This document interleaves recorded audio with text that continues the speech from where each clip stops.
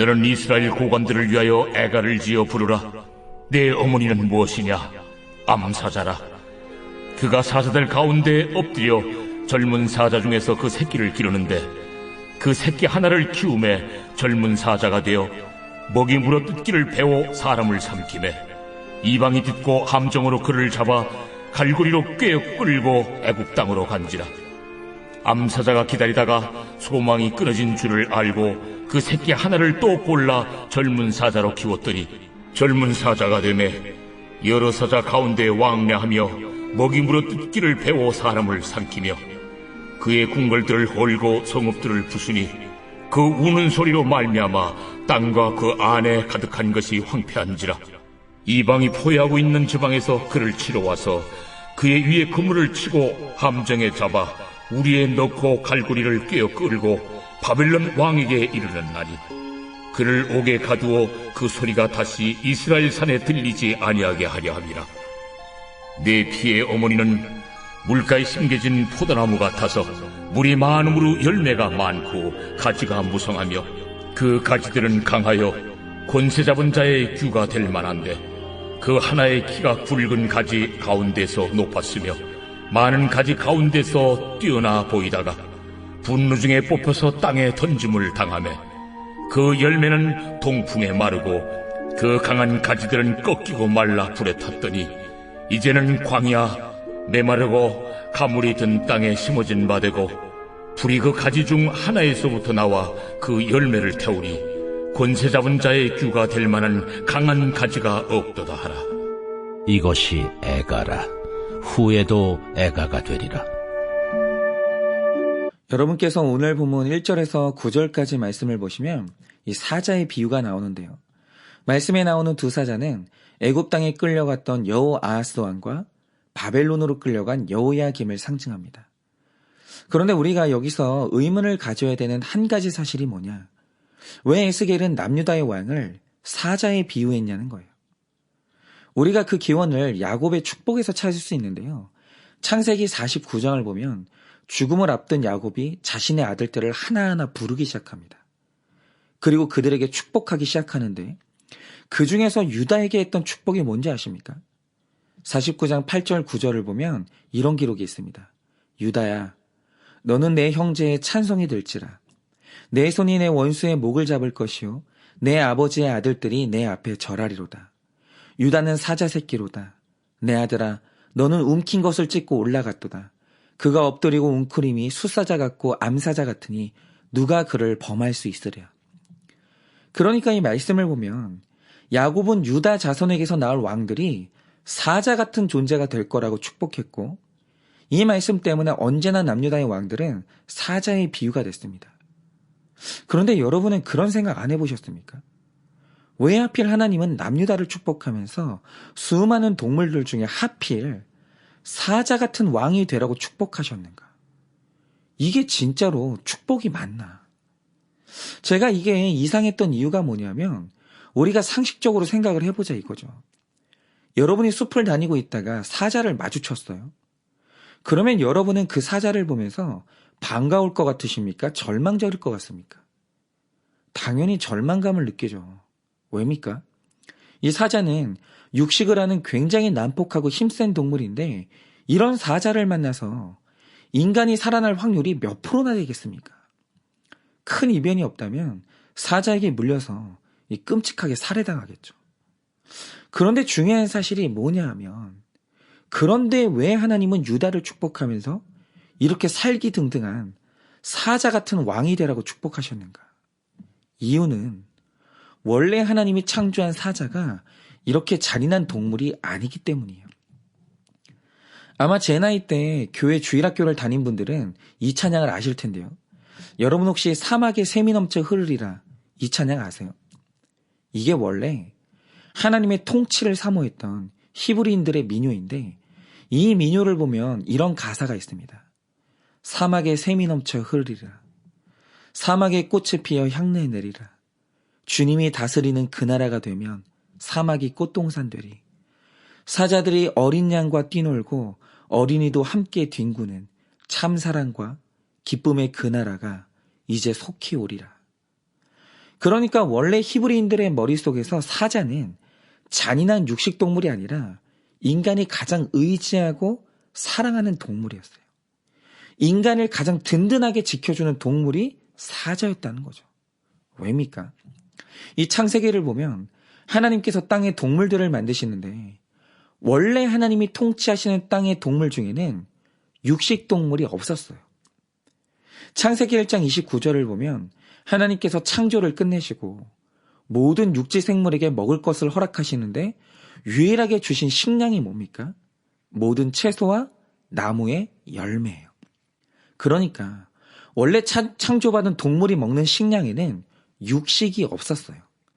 그래서 당연히 사자도 육식동물이 아니었고 살기와 혈기가 있는 동물이 아니었습니다. 원래 사자는 아담의 다스림을 받는 온유한 동물이었고 사자가 가진 힘은 사람을 잔인하게 살해하는 힘이 아니라 사람을 원수로부터 보호하는 강력한 힘이었어요.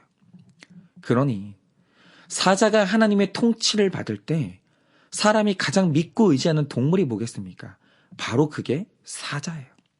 그래서 C.S. 루이스가 쓴 나니아 연대기를 보면 하얀 마녀로부터 자기 백성을 지키는 아슬란이라는 왕이 나오거든요. 그런데 국가를 통치하는 지혜롭고 강한 가장 이상적인 왕 아슬란이 어떤 동물로 등장한지 아십니까? 바로 그게 사자예요.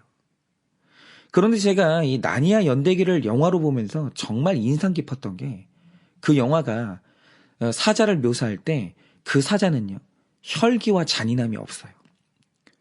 그리고 거기 등장하는 사자의 모습이 뭐냐면 지혜롭고 남을 살리기 위해서 희생할 줄 알고 침착하고 용감한 존재가 사자예요.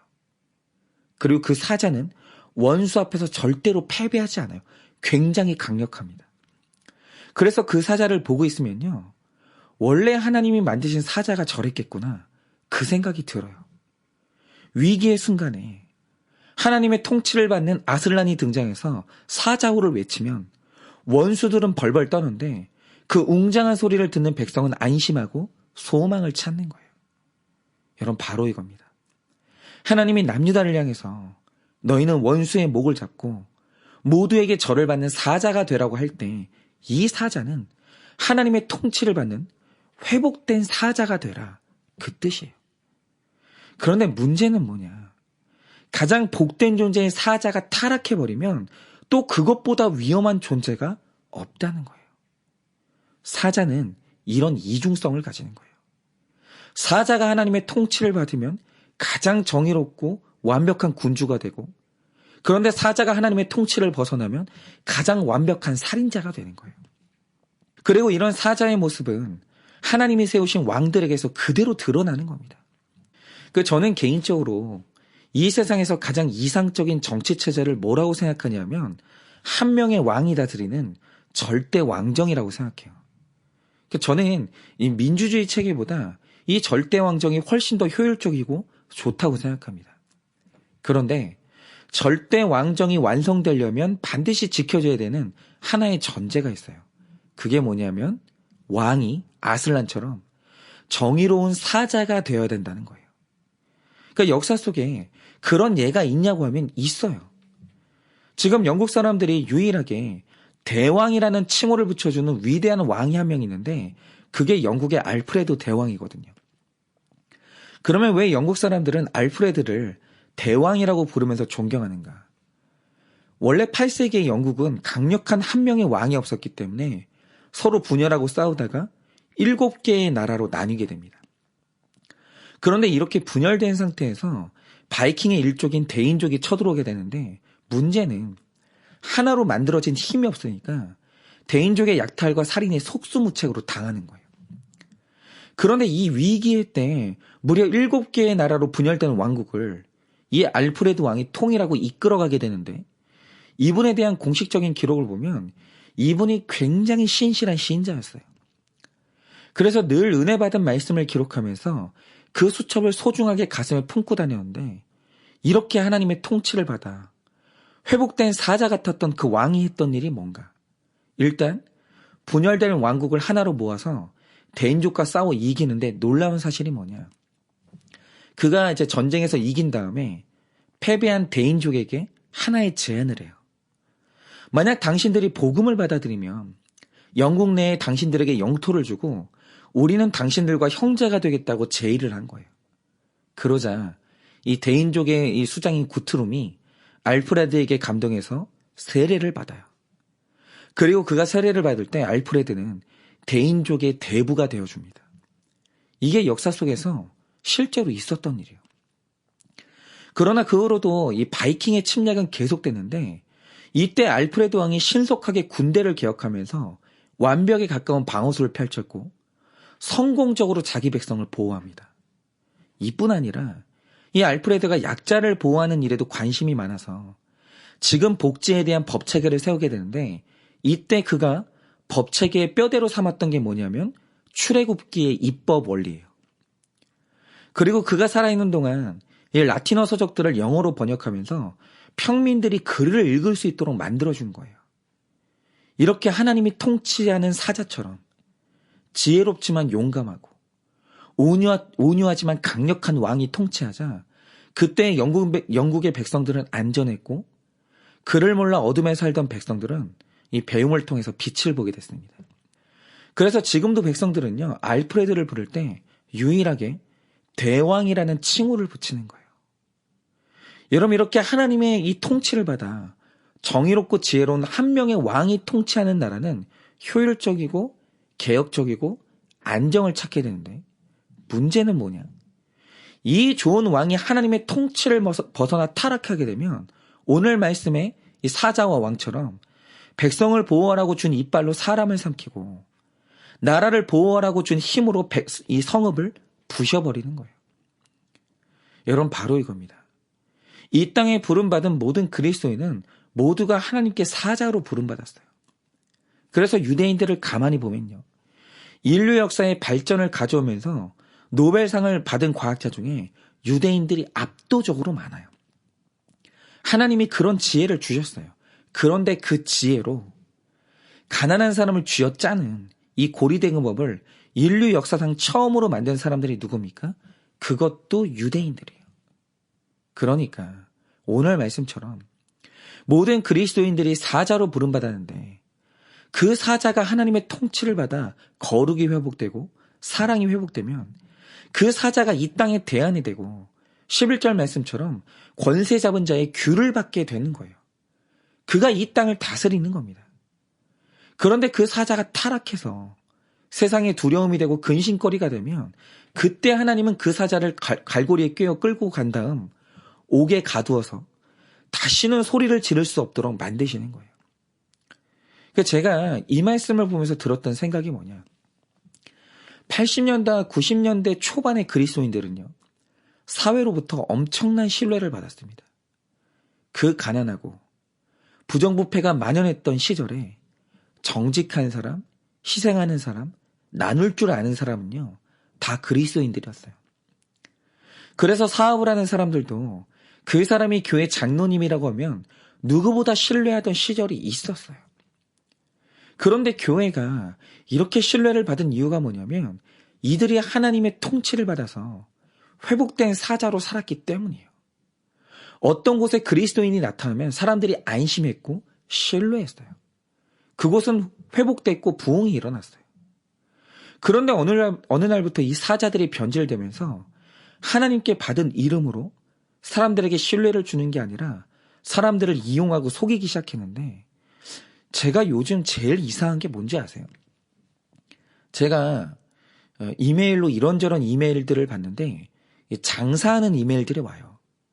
그런데 뭘 팔겠다는 장사가 나쁜 게 아니니까 그걸 가지고 뭐라고 하는 게 아니고 그런데 그 중에 어떤 메일이 있냐. 내용은 분명히 뭘 팔겠다는 장사예요. 그런데 이메일 제목이 뭔지 아십니까? 목사님, 누구누구 권사입니다. 누구누구 장로입니다. 누구누구 목사입니다. 이래요. 그러니까 이 말 뜻이 뭐냐면 내가 권사고 장로고 목사니까 내가 파는 물건을 신뢰하고 사달라는 거예요. 그런데 문제가 뭔지 아세요? 이렇게 교회 직분 걸고 파는 물건들이 제일 안 좋고 심지어 사기가 그렇게 많아요. 심지어 어떤 목사님이 이메일을 보냈는데 뭐라고 보냈냐면 목사님 설교하는 거 힘드시죠? 이게 그 이메일의 제목이에요. 그래서 이게 뭐지 하고 열어보니까 그분이 파는 게 뭔지 아세요? 다른 목사님들이 했던 설교 원고를 자기가 모아서 돈 받고 팔고 있는 거예요. 그런데 이 설교라는 게 인용은 얼마든지 할 수 있지만 그걸 돈 받고 파는 건 명백한 이 불법이거든요. 저작권 침해예요. 그리고 그걸 파는 목적이 뭡니까? 목사님들 보고 설교 준비 힘들게 하지 말고 그냥 좋은 설교 원고 보고 읽으라는 소리잖아요. 그런데 이런 명백한 불법을 목사, 권사, 장로의 직분으로 행하고 있는데 그분들이 장사를 하면서 이 명칭을 사용하는 이유가 뭐겠습니까? 이 직분이 한때 사람들에게 엄청난 신뢰를 받았기 때문이에요. 즉 하나님으로부터 받은 직분이 회복되고 하나님의 뜻대로 사용되면요. 그 이름보다 신뢰받는 이름이 없고 그 이름보다 사람들에게 소망이 되는 이름이 없는 거예요. 그런데 주신 직분이 타락하면 세상에 그것보다 상처가 되고 사람들한테 실망을 주는 것도 없더라는 거예요. 그래서 오늘 말씀에 나오는 것처럼 목사에게, 장로님에게, 권사님에게 어느 날 바벨론이 나타나 그 목을 갈고리로 깬 다음 옥에 끌고 가는 사건이 왜 일어나는가? 왜 하나님이 그들이 다시는 울부짖을 수 없도록 옥에 가두시는가? 이유는 뭐냐면 백성을 지키라고 보낸 사자가, 목사가, 권사님이, 장로님이 백성들을 삼켰기 때문이에요. 세상에 빛이 되라고 주신 직분을 세상을 속이는데 내 장사를 하는데 잘못 사용했기 때문이에요.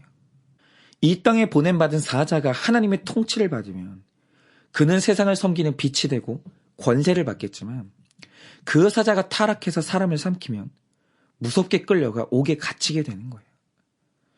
그래서 저도 이 말씀을 받고 정말 두려운 게 뭐냐면 그래도 성도님들에게 신뢰받고 힘을 드릴 수 있는 건 저 같은 목사들인데 성도님들에게 씻을 수 없는 상처와 깊은 시험에 들게 하는 것도 바로 저 같은 목사라는 거예요. 그래서 오늘도 구하게 되는 것이 하나님의 통치를 받는 의로운 사자로 살게 해달라고. 하나님의 통치를 벗어나 백성을 삼키는 사자가 되지 않게 해달라고 그 두려운 마음 가운데 기도를 하게 되는 겁니다. 여러분은 어떠십니까? 우리가 다 가정의 부모로 부름받았는데 여러분은 자녀에게 빛과 소망이 되는 부모, 구원의 길을 열어주는 부모입니까? 아니면 자녀에게 상처와 쓴뿌리가 되는 부모입니까? 우리가 다 그리스도인의 직분을 받았는데 여러분은 세상에 신뢰와 소망을 주는 사자입니까? 아니면 세상을 실망시키고 상처를 주는 사자입니까? 정말 바라는 것은 우리가 다 하나님의 통치를 받아 이 회복된 사자처럼 내 직분을 거룩하게 감당하기를 원합니다. 그때 하나님은 다시 우리와 교회에게 통치의 귤을 주시고 열매 많고 가지가 무성한 포도나무가 되게 하실 줄을 믿습니다.